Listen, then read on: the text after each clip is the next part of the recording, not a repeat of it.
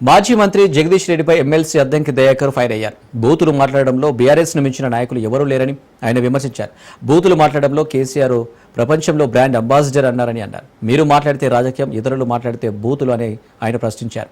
ఉమ్మడి నల్గొండ జిల్లా మీద సీఎం రేవంత్ రెడ్డి ఒక ప్రణాళిక ఉందన్నారు. ఇరిగేషన్, సివిల్ సప్లై మంత్రిగా ఉత్తమ్ కుమార్ నల్గొండ జిల్లా కోసం నిరంతరం శ్రమిస్తున్నారన్నారు.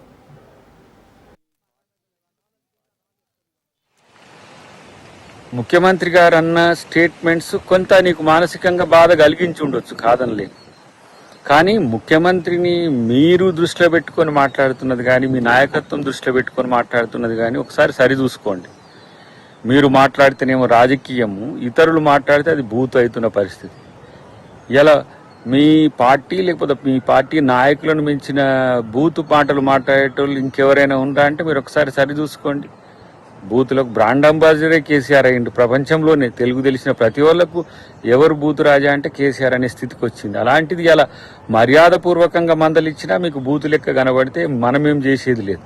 కానీ ఈరోజు ఉమ్మడి నల్గొండ జిల్లాకు సంబంధించిన అంశంలో రేవంత్ రెడ్డి గారి సమగ్ర ప్రణాళిక ఒకసారి చూసి తెలుసుకొని మాట్లాడండి.